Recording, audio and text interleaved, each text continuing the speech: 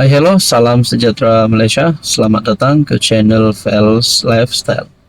Ini satu kejutan bila viral satu berita yang menyebut kontroversi kontrak yang melibatkan dana RM16 bilion, di mana saya rasa dan saya dapat lihat dana RM16 bilion ini adalah satu dana yang amat tinggi.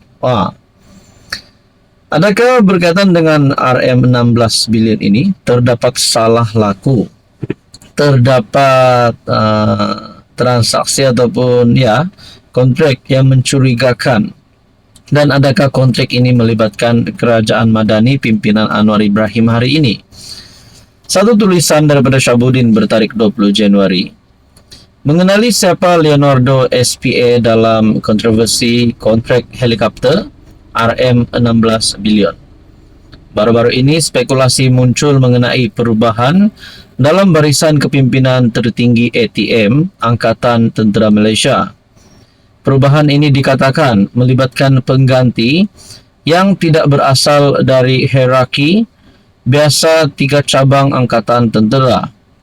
Spekulasi perubahan ini dikaitkan dengan pajakan helikopter buatan Eropah bernilai 16 bilion ringgit Malaysia yang tular di media sosial, meskipun kerajaan segera menafikannya. Tetapi siapakah pengeluar dari Eropah, Leonardo SPA, dan mengapa syarikat ini menjadi kontroversi? Leonardo sebuah kumpulan industri global yang menghasilkan berbagai jenis teknologi dalam bidang aero angkasa, pertahanan, dan keselamatan. Syarikat ini dulunya dikenali sebagai Leonardo Finmeccanica dan asalnya sebagai Finmeccanica beribu pejabat di Rome, Itali. Sebahagian syarikat ini dimiliki oleh kerajaan Itali. Apa perjanjian itu? Mereka pengeluar helikopter AW139 yang diperoleh kerajaan Malaysia melalui perjanjian pajakan RM16 bilion dengan Wedstar Aviation. Pada 23 Desember 2024, kerajaan Malaysia menandatangani perjanjian pajakan selama 15 tahun dengan Wedstar Aviation untuk menyediakan helikopter bagi kegunaan agensi tentera dan kerajaan. Perjanjian ini merangkumi helikopter Leonardo yang sesuai untuk pelbagai tugas, diberikan melalui proses permintaan cadangan, request for proposal. Ia juga memberi pilihan kepada kerajaan untuk membeli helikopter dengan harga 15 juta ringgit Malaysia setiap satu selepas tempoh pajakan tamat. PM Anwar pada 28 November 2024 memberitahu Parlimen bahawa kerajaan mengeluarkan permintaan cadangan dan hanya 4 syarikat yang memenuhi kriteria kerajaan, antara lain dari segi model dan lesen. Di dalam kenyataan ataupun tulisan daripada Syabuddin Husin ini, dalam satu tulisan daripada Syabuddin Husin berkata, menurut Anwar, tiada syarikat Israel berdaftar di Malaysia. Itu pendirian kita. Secara berasingan, Menteri Pertahanan Muhammad Khalid pada satu kenyataan menyatakan Malaysia tidak campur tangan dalam urusan perniagaan mana-mana syarikat global. Ini adalah berkaitan dengan RM16 bilion, kontroversi kontrak helikopter RM16 bilion. Apa komen Anda? Halo semua, salam sejahtera Malaysia. Selamat datang ke channel Fels Lifestyle. Saudara-saudara yang saya amat hormati, tuan-tuan dan puan-puan.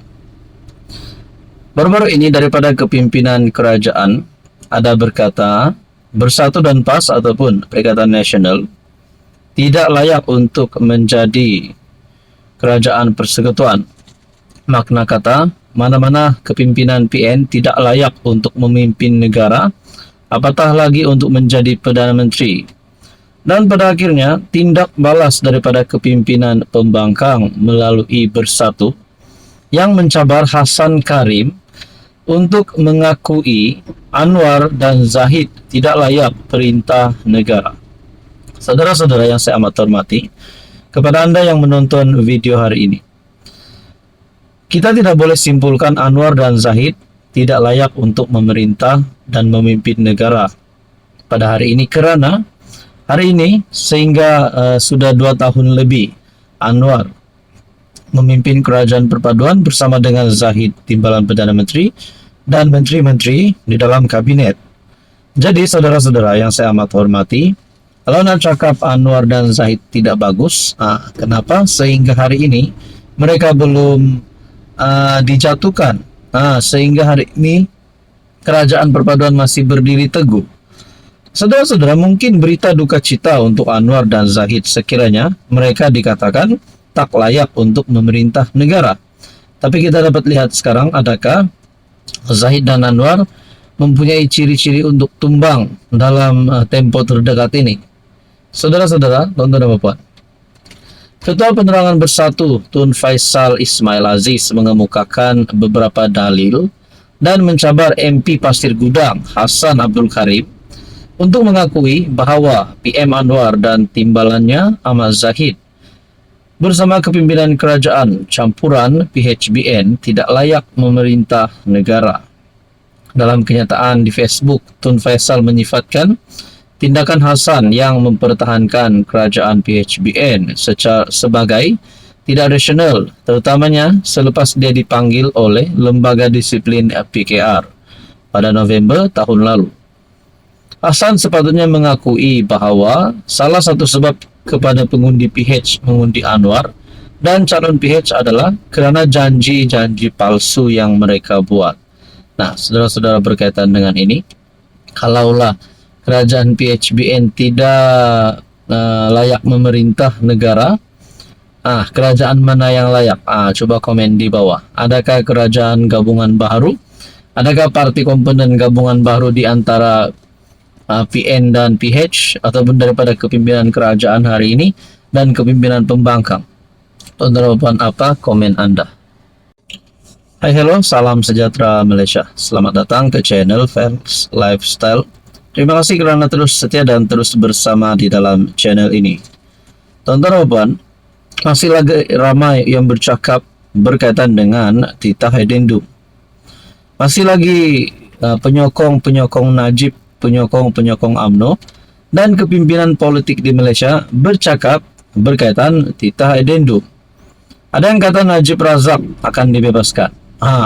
Sudah pasti bagi penyokong-penyokong Najib, mahu Najib dibebaskan. Bukan esok tapi hari ini. Mereka mahu melihat bosku untuk memimpin negara. Mahu bosku menjadi PM lagi. Mahu bosku untuk mengembalikan kekuatan dominan UMNO sebelum ini. Nah, saudara-saudara yang saya amat hormati, berkaitan titah addendum, ini satu keputusan terkini kerajaan. Kerajaan mohon gag order larang bincang titah addendum. Kerajaan telah memfailkan permohonan untuk mendapatkan perintah larangan gag order daripada mahkamah bagi melarang mana-mana pihak membincangkan isu berkaitan titah addendum membabitkan bekas PM Najib Razak.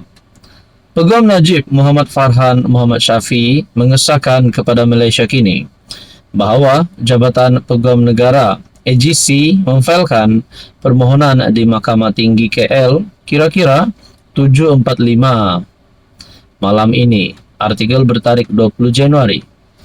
Sebelum ini dilaporkan bahawa kerajaan akan mendapatkan perintah larangan daripada mahkamah berhubung perkara itu.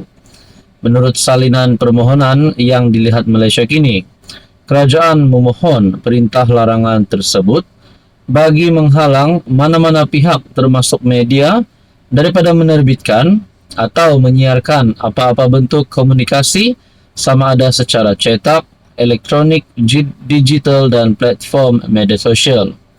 Ia juga bagi menghalang semua pernyataan, komen atau perbincangan yang meragui, mempersoalkan, mencabar atau menghina kuasa prerogatif yang di-Pertuan Agong. Selain itu, perintah larangan itu bagi menghalang spekulasi yang boleh menjejaskan kredibiliti, keabsahan atau integriti keputusan, Fungsi dan kuasa lembaga pengampunan yang dipengerusikan yang di Pertuan Agong.